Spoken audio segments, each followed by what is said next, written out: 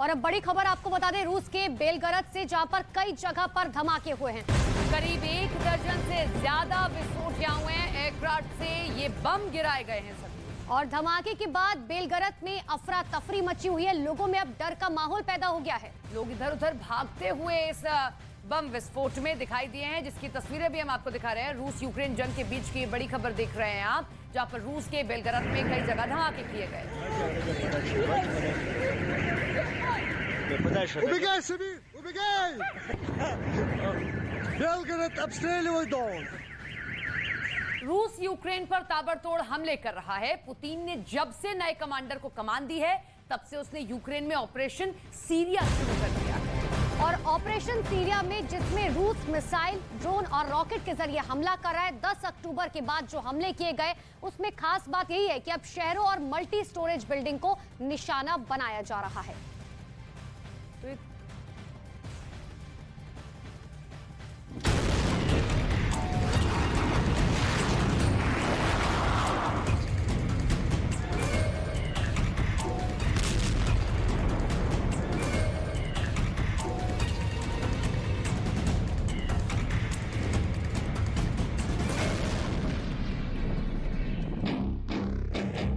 Putin का operation Syria शुरू।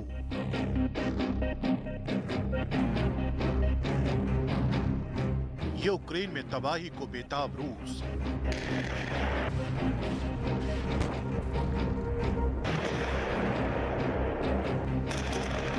Crimea और रूस को जोड़ने वाले पुल पर हमले के बाद पुतिन का गुस्सा 7वें आसमान पर है और उसी का नतीजा है कि रूस ने यूक्रेन में तबाही की शुरुआत कर दी।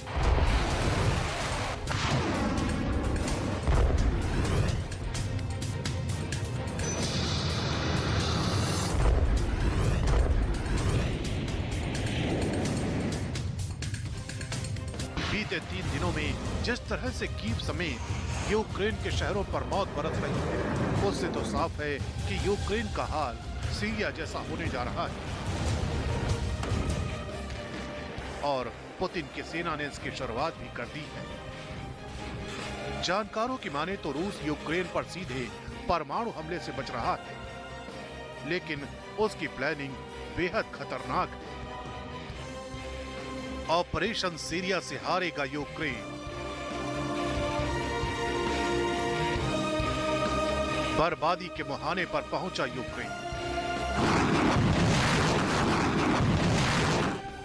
रूस यूक्रेन पर छोटी छोटी मिसाइलों से हमला कर रहा है ताकि यूक्रेन को मिट्टी में मिलाया जा सके। दावा किया जा रहा है कि रूस जिस तरह से हमले कर रहा है, उससे अब लगने लगा है कि वो यूक्रेन को पाषाण काल में पहुंचा देगा, क्योंकि कभी आबाद रहने वाले सीरिया पर बारूद की बारिश इस कदर हुई थी कि वो 11 साल बाद आज तक बंजर है। कीव की बड़ी इमारतों पर रूस का निशाना।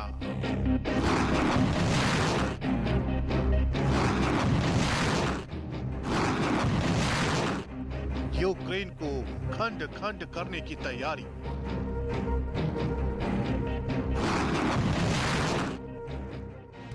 रूस की सेना को जब से नया कमांडर मिला है, उसकी जंग की प्लानिंग बदल गई है।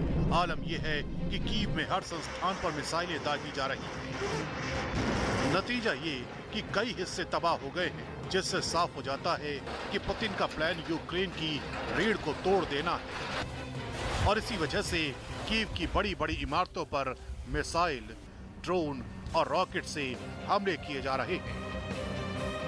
क्राइमिया के पुल को तबाह करने के बाद अभी यूक्रेन जश्न मना रहा था, लेकिन 10 अक्टूबर को रूस के पलटवार ने यूक्रेन को कभी न भरने वाले जख्म दिए।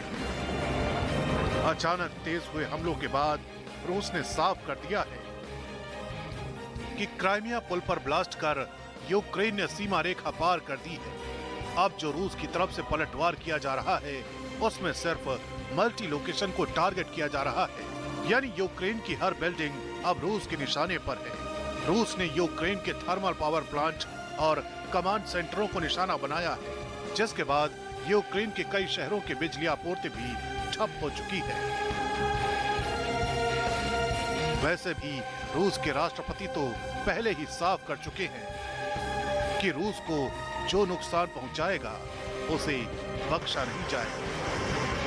करीब 8 महीने से जारी जंग के बीच अचानक से आए पुतिन के इस नए कॉन्फिडेंस के पीछे जो चेहरा है वो है जनरल सर्गेई सुरोविकिन। ये वही कमांडर है जिसे रूस ने स्पेशल ऑपरेशन कमांडर के तौर पर रूस की सेना का जिम्मा दिया है। सर्गेई सुरोविकिन वही जनरल हैं जिस पर सीरिया में जमीन और हवा से हमलों का जिम्मा था। सर्गेई सुरोविकिन की ही अगुवाई में सीरिया के अलेप्पो पर 1 महीने तक बम गिराए गए थे। यही वो जगह थी जहां विद्रोही और नागरिकों ने कब्जा कर लिया था। अब कुछ वैसा ही पुतिन अपने नए जनरल के जरिए यूक्रेन में करने की तैयारी कर रहे हैं।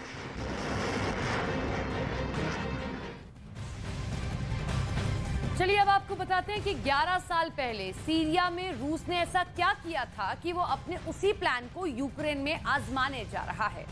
आपको बताते हैं कि रूस का ऑपरेशन आखिर सीरिया है क्या।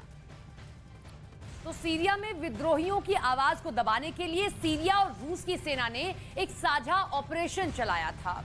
दोनों देशों की सेनाओं ने अपार्टमेंट और इमारतों पर बम गिराए थे।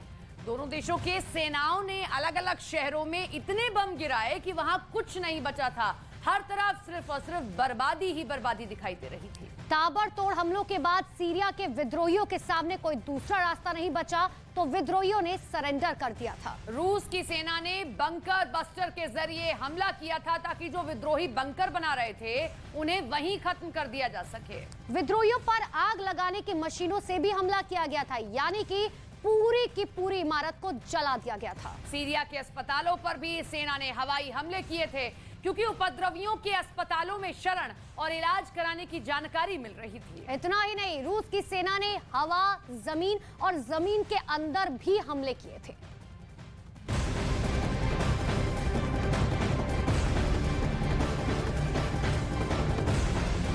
तो पुतिन एक बार फिर से यूक्रेन की तरफ निगाहें तिरछी कर चुके हैं और पुतिन ने अपने 2500 हिटमैन को इस मामले में एक्टिव कर दिया, यानी कि अब ज़ेलेंस्की के खिलाफ लुकआउट नोटिस निकल चुका है। और आज का दिन ज़ेलेंस्की के लिए बहुत ज्यादा मायने रखता है।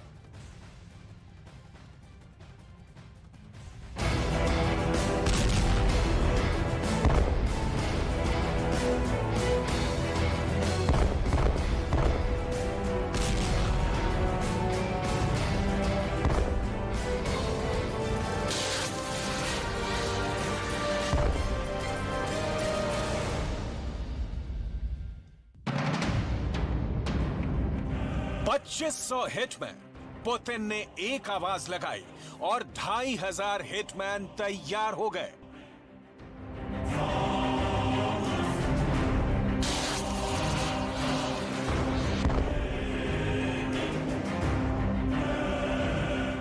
पुतिन का एक ऑर्डर इस बार कीव को बख्शेगा नहीं।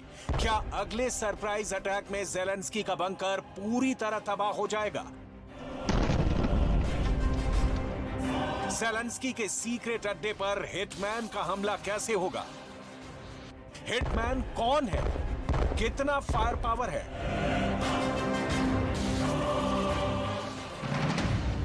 और ये हिटमैन इस वक्त यूक्रेन का सबसे बड़ा सुपारी किलर कैसे बन गया है?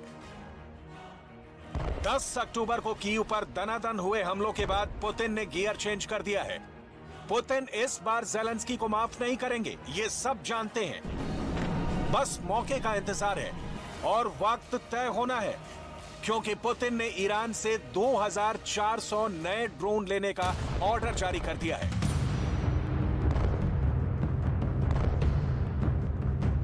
यूक्रेन का मीडिया ज़ेलेंस्की के हवाले से छाप रहा है कि रूस ईरान से 2400 ड्रोन ले रहा है। ये खबरें हर जगह फैली हुई हैं। शाहिद 136 ड्रोन की बात हो रही है। सोशल मीडिया पर भी बताया जा रहा है कि पुतिन ने ईरान को ड्रोन का बहुत बड़ा ऑर्डर दे दिया है। शाहिद 136 को लेकर ज़ेलेंस्की ने क्या कहा है, बहुत गौर से देखिएगा, क्योंकि उनकी बातों ने साबित कर दिया है कि ईरान के ड्रोन इस वक्त यूक्रेन को बहुत बड़ी चोट पहुंचा रहे हैं।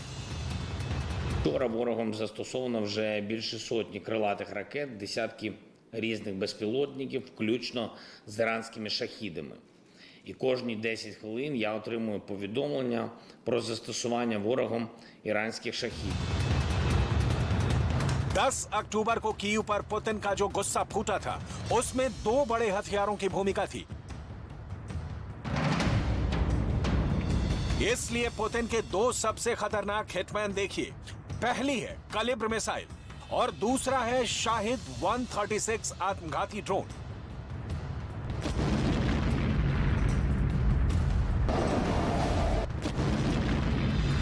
दोनों हथियार 10 अक्टूबर को लगातार लॉन्च किए गए। इसमें कलिब्र क्रूज मिसाइल के हमले तो बहुत ज्यादा खतरनाक माने गए। इस मिसाइल के अलग अलग वर्जन से पुतिन ने कीव और यूक्रेन के कई शहरों पर कयामत बरसाई। कलिब्र हर तरफ से लॉन्च की गई, बॉम्बर से लॉन्च की गई, समंदर से लॉन्च की गई और लैंड बेस्ड लॉन्चर से दागी गई। काला सागर से उठे इन मिसाइलों के बवंडर ने कीव को पूरी तरह हिलाकर रख दिया। परमाणु हमले जैसे खतरे को देखते हुए लोग अंडरग्राउंड मेट्रो में पनाह लेने लगे। पुतिन का दूसरा सबसे बड़ा हथियार है शाहिद 136 ड्रोन। ज़ेलेंस्की के लिए बहुत बड़ा सरप्राइज दिया था। इस हिटमैन ने पहले से तय टारगेट पर जबरदस्त हमले किए। विभाग की 15 गाड़ियों ने आग पर काबू पाया। उत्तर प्रदेश के मुरादाबाद से हैरान करने वाला एक वीडियो आए सामने। वहां जिला अस्पताल के बाहर खड़े एक स्कूटर में अचानक से आग लग गई। स्कूटर से ऊंची ऊंची लपटें उठती हुई दिखाई दी। महाराष्ट्र के पुणे में एक चलती बस में अचानक से आग लग गई, जिसके बाद वहां हड़कंप मच गया। बस में सवार सभी लोगों को किसी तरीके से बचा लिया गया। महाराष्ट्र के ठाणे में आपसी विवाद में एक होटल में कुछ लोगों ने तोड़फोड़ की। सीसीटीवी कैमरे में रिकॉर्ड हुई तोड़फोड़ की घटना।